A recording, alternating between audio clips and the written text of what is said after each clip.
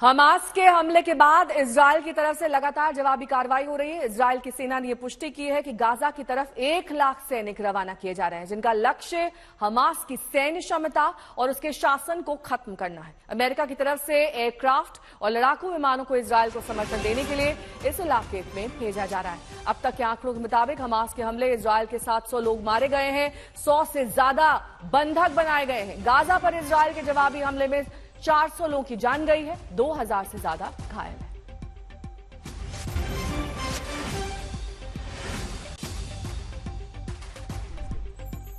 तो यूएस की तरफ से एयरक्राफ्ट लड़ाकू विमान भेजे जा रहे हैं। हमास के हमले में इजरायल के 700 लोगों की जान गई है। विनाशकारी तस्वीरें आप देख सकते हैं इस वक्त। ये तस्वीरें गाजा पट्टी की, जहां पर लगातार हमले किए जा रहे हैं। हमास के खिलाफ इजरायल की ये जवाबी कार्रवाई जो अब काफी तूल पकड़ चुकी है। ये तस्वीरें जो इजरायल पर हुए रॉकेट हमले को बयां कर रही हैं। सब कुछ तहस नहस हो रहा है धीरे धीरे करके। हमास की ये जंग और बड़े हमले की तैयारी में है इजरायल। ये रॉकेट हमला, इजरायल हमास के बीच लगातार हमले, जिसमें यूएस भी मदद कर रहा है, हथियार भेज रहा है। हर संभव मदद अमेरिका की ओर से यहां दी जा रही है। सैन्य मदद, हथियारों की मदद, जहाज, युद्धक विमानों को इजरायल भेजा जा रहा है। गाजा पर कब्जे की तैयारी है।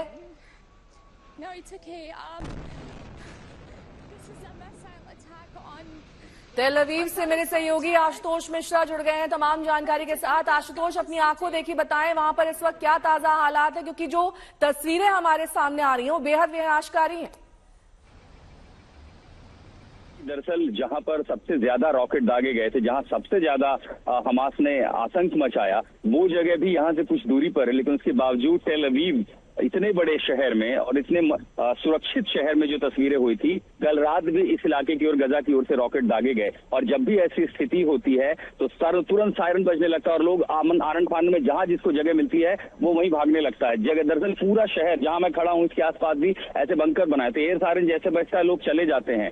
सड़कों पर अभी मेरे पीछे आप कुछ चहल पहल दे रही हैं, लेकिन अब मैं आपको वो तस्वीरें दिखाऊंगा जो विचलित करेंगी कि इस पूरे शहर में आपको चारों तरफ अगर कुछ दिखाई देंगे तो वो है सिर्फ हथियार बंद आईडीएफ के लोग, जो पूरे शहर में जगह जगह देखिए, चाहे वो ब्रिज हो, फुटओवर ब्रिज हो, लिफ्ट हो, किसी इलाके में वो सिर्फ चहलकदमी करते आपको नजर आएंगे। इसके साथ साथ पूरा इलाका जो है, अब यहाँ पर हम देख पा रहे हैं कि अचानक जो रिजर्व फोर्स होती है, क्योंकि वो बड़ी संख्या में आ गई है, तो या तो इनको मोबिलाइज कर दिया गया है दक्षिण की ओर। अब आप जिनको देख पा रहे हैं ये सब वो लोग हैं जिन्होंने पूरी रात ड्यूटी की है और इन सड़कों पर हथियार लेकर के या तो परेड करते रहे। इतना ही नहीं, जब हम एयरपोर्ट से उतरे देर रात तक जगह जगह पर बैरिकेडिंग के साथ हथियारबंद जो आईडीएफ के लोग थे, क्योंकि उन्हें पता है दुश्मन कौन है, लेकिन वो किस रास्ते आ सकता है। और खासकर ये देखते हुए कि शनिवार को जैसा उपद्रव हमास और गजा की ओर से आने वाले, क्योंकि पूरा जो किला है इजराइल का सुरक्षित, उसको उन्होंने भेज दिया था। आप अगर इस पर बिल्डिंग की तरफ देख रहे हैं, हर इलाके पर, हर जगह पर सैन्य बल इजराइल का पूरी तरह हथियारों के साथ तैनात है।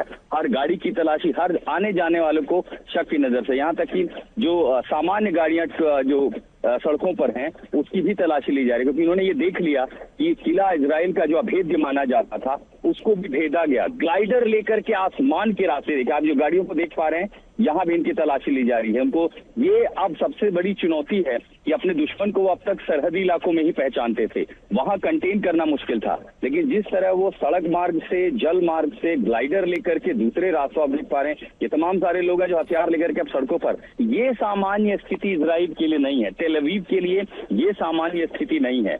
जितने भी सड़कों पर आप सुबह सुबह की ये जो व्यस्तता देख रहे हैं, ये आम है। आप बने रहिए हमारे साथ।